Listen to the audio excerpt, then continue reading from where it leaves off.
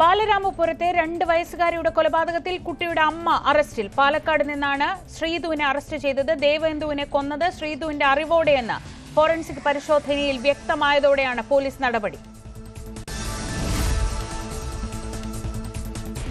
കായംകുളം കണ്ടല്ലൂരിൽ 4.5 വയസ്സുകാരനെ ക്രൂരമായി ചട്ടുകം പഴിപ്പിച്ചു പൊള്ളിച്ച സംഭവത്തിൽ അമ്മ അറസ്റ്റിൽ.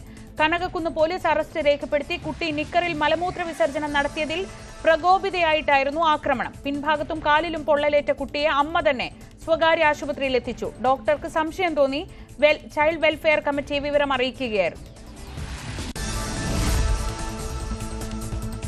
ചാക്കയിൽ മാതാപിതാക്കൾക്കൊപ്പം കിടന്നുറങ്ങിയ 2 വയസ്സുകാരിയായ നാടോടി ബാലികയെ തട്ടിക്കൊണ്ടുപോയി പീഡിപ്പിച്ച കേസിൽ ഇന്ന് വിധി. നിരവധി കേസുകളിൽ പ്രതിയായ ഇടവ സ്വദേശി ഹസൻകുട്ടിയാണ് പ്രതി. 2024 ഫെബ്രുവരി 18-നാണ് കുട്ടിയെ തട്ടിക്കൊണ്ടുപോയി പീഡിപ്പിച്ച ശേഷം കുറ്റിക്കാട്ടിൽ ഉപേക്ഷിച്ചത്. ബ്രഹ്മോസിലെ CCTV ദൃശ്യങ്ങളിൽ നിന്നാണ് പോലീസ് പ്രതിയെ തിരിച്ചറിഞ്ഞത്. ലഡാക്കിൽ നിയന്ത്രണങ്ങൾ കടുപ്പിച്ച കേന്ദ്രം. 5 പേരിൽ അധികം കൂട്ടം കൂടുന്നതിന് വിലക്കുണ്ട്. പ്രത്യേക അനുമതിയില്ലാതെ മാർച്ചോ പ്രതിഷേധ യോഗങ്ങളോ സംഘടിപ്പിക്കരുതെന്നും ഉത്തരവ്. മേഖലയിൽ ഇന്റർനെറ്റ് സേവനങ്ങളും കട്ട് ചെയ്തു. കൂടുതൽ സുരക്ഷാ സേനയെ വിന്യസിക്കും.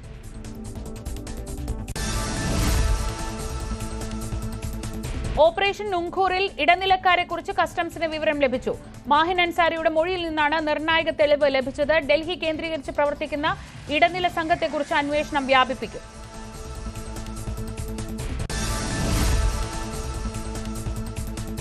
കോൺഗ്രസ് പുനഃസംഘടനയുടെ ആദ്യഘട്ടം ഉടൻ പൂർത്തിയാക്കാൻ നേതൃതലത്തിൽ ധാരണ.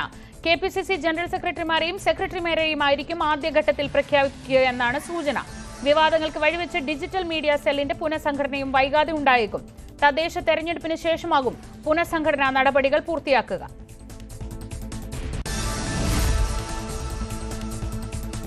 ശബരിമല വിഷയത്തിൽ കോൺഗ്രസിനെതിരായ NSSന്റെ കടുത്ത വിമർശനങ്ങൾക്കിടെ രാഷ്ട്രീയ വിശദീകരണ യോഗം നടത്താൻ UDF. പ്രതിപക്ഷ നേതാവ് VD സതീശൻ ഉൾപ്പെടെയുള്ള UDF നേതാക്കൾ പങ്കെടുക്കുന്ന യോഗം ഇന്ന് ഉച്ചയ്ക്ക് ശേഷം കോട്ടയത്ത് നടക്കും. NSS പ്രതിനിധി സഭാ യോഗവും ഇന്ന്.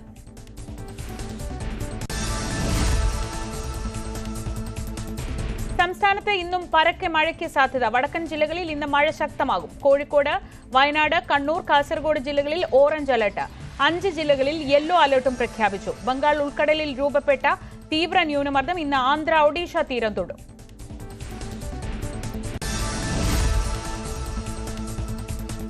കൊല്ലത്ത് കനത്ത മഴയിൽ സംരക്ഷണ ഭിത്തി ഇടിഞ്ഞു വീണ് വയോധികയ്ക്ക് പരിക്ക്. കുണ്ടറയിൽ 30 അടി ഉയരമുള്ള സംരക്ഷണ ഭിത്തിയാണ് വീടിന് മുകളിലേക്ക് ഇടിഞ്ഞു വീണത്. പെരുമ്പുഴ സ്വദേശി ഗിരിജയ്ക്ക് അപകടത്തിൽ പരിക്കേറ്റു. മണ്ണിനടിയിൽപ്പെട്ട ഗിരിജയെ പുറത്തെടുത്തത് നാട്ടുകാർ.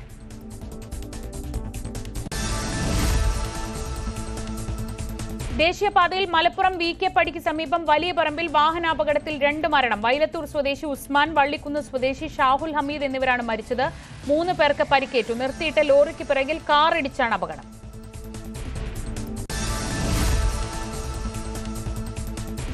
കോട്ടയം തലയോലപ്പറമ്പ് തലപ്പാറയിൽ കാറും ലോറിയും കൂട്ടിയിടിച്ച് 2 പേർ മരിച്ചു. കരിപ്പാട് സ്വദേശി മുർത്താസ് അലി റഷീദ്, വൈക്കം സ്വദേശി ഋദ്ദിഖ് എന്നിവരാണ് മരിച്ചത്. സാരമായി പരിക്കേറ്റ ഇവരുടെ സുഹൃത്തിനെ സ്വകാര്യ ആശുപത്രിയിൽ പ്രവേശിപ്പിച്ചു.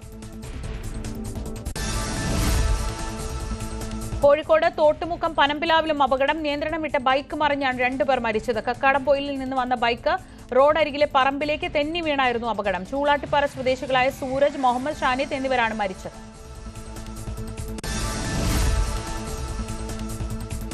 കണ്ണൂർ ചെമ്പത്തൊട്ടിയിൽ നിയന്ത്രണം വിട്ട കാർ മതിലിൽ ഇടിച്ച് വയോധികൻ മരിച്ചു. ഇന്ന് രാവിലെയാണ് അപകടം. മാനാമ്പുറത്തെ മാത്യു ആണ് മരിച്ചത്.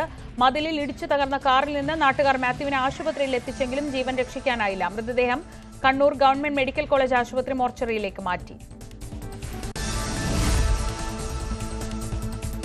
പാലക്കാട് തൃത്താല പടിഞ്ഞാറങ്ങാടി ടൗണിൽ കണ്ടെയ്നർ ലോറി മറിഞ്ഞു. പറക്കുളം ഭാഗത്തു നിന്ന് വന്ന കണ്ടെയ്നർ ലോറിയാണ് മറിഞ്ഞത്. തൃത്താല ഭാഗത്തു നിന്ന് എടപ്പാളിലേക്ക് സിമന്റ് കൊണ്ടുപോയ ലോറിയിൽ ഇടിക്കുകയായിരുന്നു. പരിക്കേറ്റ ഡ്രൈവറെ പടിഞ്ഞാറങ്ങാടിയിലെ സ്വകാര്യ ആശുപത്രിയിലും പിന്നീട് എടപ്പാളിലെ ആശുപത്രിയിലേക്കും മാറ്റി.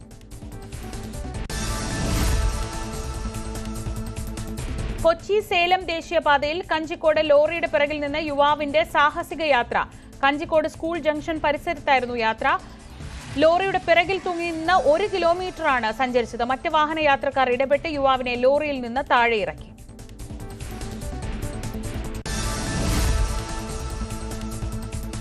CPM നേതാവ് KJ ഷൈനിനെതിരായ സൈബർ അതിക്രമ പരാതിയിൽ അന്വേഷണ സംഘം ഇന്ന് പ്രത്യേക യോഗം ചേരും. ഓൺലൈനായാണ് യോഗം. കേസിൽ അറസ്റ്റിലായ ഷാജഹാന് കോടതി വേഗത്തിൽ ജാമ്യം നൽകിയത് അന്വേഷണ സംഘത്തിന് തിരിച്ചടിയായിരുന്നു. ഈ സാഹചര്യത്തിൽ തുടർ നീക്കങ്ങൾ എങ്ങനെയാകണമെന്നതിൽ നിയമോപദേശം തേടിയിട്ടുണ്ട്.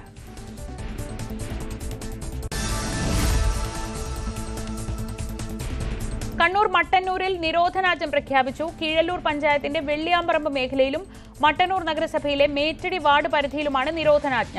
ജനവാസ മേഖലയിൽ ഇറങ്ങിയ കാട്ടുപോത്തിനെ മയക്കുവെടി വെച്ച് പിടികൂടുന്നതിനായാണ് തീരുമാനം.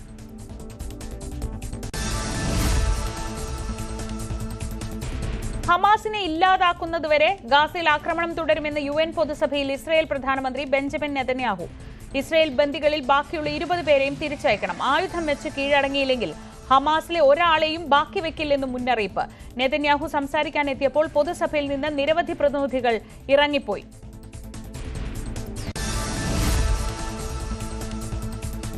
US പ്രസിഡന്റ് ഡൊണാൾഡ് ട്രംപിനെ UN പൊതുസഭയിൽ വാനോളം പുകഴ്ത്തി പാകിസ്ഥാൻ പ്രധാനമന്ത്രി ഷഹബാസ് ഷെരീഫ്. ലോകത്തെ വിനാശകരമായ യുദ്ധങ്ങൾ നിർത്താൻ ഇടപെട്ട് ട്രംപ് മനുഷ്യരാശിയെ രക്ഷിച്ചെന്നായിരുന്നു പരാമർശം.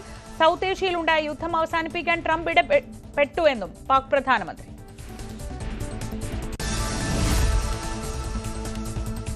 വിദേശകാര്യമന്ത്രി S. ജയശങ്കർ ഐക്യരാഷ്ട്രസഭ പൊതുസഭയിൽ ഇന്ന് സംസാരിക്കും. ഇന്ത്യൻ സമയം രാത്രി 10:00-ക്കാണ് ജയശങ്കർ പൊതുസഭയെ അഭിസംബോധന ചെയ്യുക.